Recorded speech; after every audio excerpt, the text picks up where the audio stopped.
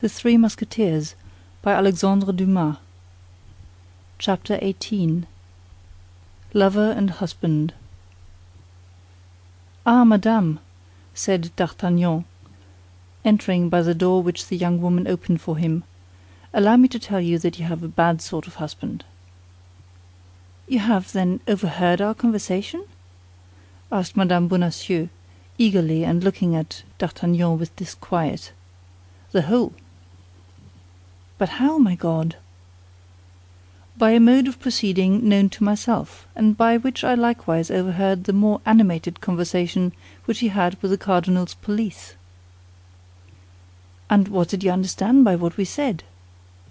1,000 things. In the first place, that, unfortunately, your husband is a simpleton and a fool. In the next place, you are in trouble, of which I am very glad, as it gives me an opportunity of placing myself at your service, and God knows I am ready to throw myself into the fire for you. Finally, that the queen wants a brave, intelligent, devoted man to take a journey to London for her. I have at least 2 of the 3 qualities you stand in need of, and here I am.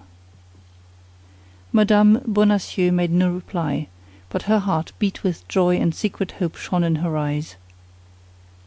"And what guarantee will you give me," asked she, "if I consent to confide this message to you?" "My love for you. Speak, command. What is to be done?" My God, murmured the young woman, "ought I to confide such a secret to you, monsieur? You are almost a boy." "I see that you require someone to answer for me." "I admit that would reassure me greatly." "Do you know Athos?" "No." "Porthos?" "No." "Aramis?" "No. Who are these gentlemen?" "3 of the king's Musketeers. Do you know Monsieur de Tréville, their captain?" "Oh, yes, him! I know him, not personally, but from having heard the queen speak of him more than once as a brave and loyal gentleman." "You do not fear lest he should betray you to the cardinal?" "Oh, no, certainly not." "Well, reveal your secret to him, and ask him whether, however important, however valuable, however terrible it may be, you may not confide it to me." "But the secret is not mine, and I cannot reveal it in this manner." "You were about to confide it to Monsieur Bonacieux," said D'Artagnan with chagrin. "As one confides a letter to the hollow of a tree, to the wing of a pigeon, to the collar of a dog." "And yet you see plainly that I love you."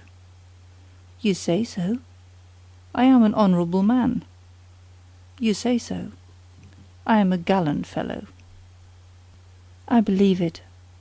"I am brave." "Oh, I am sure of that." "Then put me to the proof." Madame Bonacieux restrained for a minute by a last hesitation, but there was such an ardor in his eyes, such persuasion in his voice, that she felt herself constrained to confide in him. Besides, she found herself in circumstances where everything must be risked for the sake of everything. The queen might be as much injured by too much reticence as by too much confidence, and, let us admit it, the involuntary sentiment which she felt for her young protector decided her to speak. "Listen," said she. "I yield to your protestations, I yield to your assurances, but I swear to you, before God who hears us, that if you betray me and my enemies pardon me, I will kill myself while accusing you of my death." "And I swear to you before God, madame," said D'Artagnan, "that if I am taken while accomplishing the orders you give me, I will die sooner than do anything that may compromise anyone." Then the young woman confided in him the terrible secret of which chance had already communicated to him a part in front of the Samaritaine. This was their mutual declaration of love. D'Artagnan was radiant with joy and pride. This secret which he possessed, this woman whom he loved! Confidence and love made him a giant. "I go," said he, "I go at once." "How, you will go?" said Madame Bonacieux. "And your regiment, your captain?" "By my soul, you had made me forget all that, dear Constance. Yes, you are right, a furlough is needful." Still another obstacle, murmured Mme. Bonacieux, sorrowfully. As to that, cried D'Artagnan, after a moment of reflection, I shall surmount it, be assured. How so? I will go this very evening to Tréville, whom I will request to ask this favor for me of his brother-in-law, Monsieur Dessessart. But another thing. What? Asked D'Artagnan, seeing that Mme. Bonacieux hesitated to continue. You have, perhaps, no money?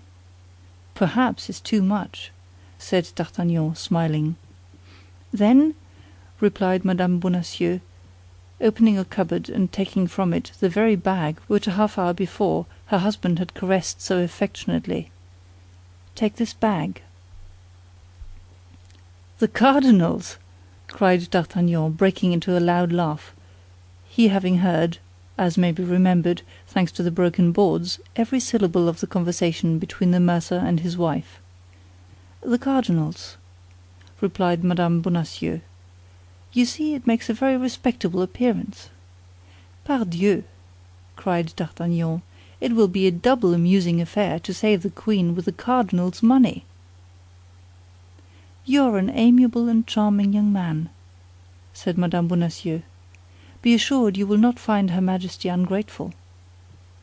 Oh, I am already grandly recompensed, cried D'Artagnan. I love you. You permit me to tell you that I do.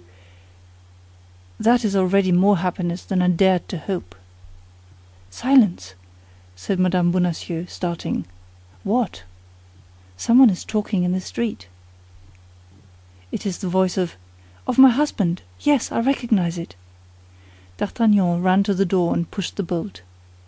He shall not come in before I am gone, said he, and when I am gone you can open to him. But I ought to be gone too, and the disappearance of his money, how am I to justify it if I am here? You are right, we must go out. Go out? How? He will see us if we go out. Then you must come up into my room. Ah, said Mme. Bonacieux, you speak that in a tone that frightens me. Mme. Bonacieux pronounced these words with tears in her eyes. D'Artagnan saw those tears, and, much disturbed, softened, he threw himself at her feet. With me you will be as safe as in a temple, I give you my word of a gentleman. Let us go, said she. I place full confidence in you, my friend. D'Artagnan drew back the bolt with precaution, and both, light as shadows, glided through the interior door into the passage, ascended the stairs as quietly as possible, and entered D'Artagnan's chambers. Once there, for greater security, the young man barricaded the door. They both approached the window, and through a slit in the shutter they saw Bonacieux talking with a man in a cloak. At sight of this man, D'Artagnan started, and half drawing his sword, sprang toward the door. It was the man of Meung. What are you going to do? Cried Mme. Bonacieux. You will ruin us all. But I have sworn to kill that man, said D'Artagnan. Your life is devoted from this moment and does not belong to you. In the name of the queen, I forbid you to throw yourself into any peril which is foreign to that of your journey. And do you command nothing in your own name? In my name, said Mme. Bonacieux, with great emotion, in my name I beg you. But listen, they appear to be speaking of me. D'Artagnan drew near the window and lent his ear. Monsieur Bonacieux had opened his door, and seeing the apartment, had returned to the man in the cloak, whom he had left alone for an instant. She is gone, said he. She must have returned to the Louvre. You are sure, replied the stranger, that she did not suspect the intentions with which you went out? No, replied Bonacieux, with a self-sufficient air. She is too superficial a woman. Is the young guardsman at home? I do not think he is. As you see, his shutter is closed, and you can see no light shine through the chinks of the shutters. All the same, it is well to be certain. How so? By knocking at his door. Go. I will ask his servant. Bonacieux re-entered the house, passed through the same door that had afforded a passage for the two fugitives, went up to D'Artagnan's door and knocked. No one answered. Porthos, in order to make a greater display, had that evening borrowed Planchet. As to D'Artagnan, he took care not to give the least sign of existence. The moment the hand of Bonacieux sounded on the door, the two young people felt their hearts bound within them. "There is nobody within," said Bonacieux. "Never mind, let us return to your apartment. We shall be safer there than in the doorway." "Ah, my God!" whispered Mme. Bonacieux, "we shall hear no more." "On the contrary," said D'Artagnan, "we shall hear better." D'Artagnan raised the 3 or 4 boards which made his chamber another ear of Dionysius, spread a carpet on the floor, went upon his knees and made a sign to Mme. Bonacieux to stoop as he did, toward the opening.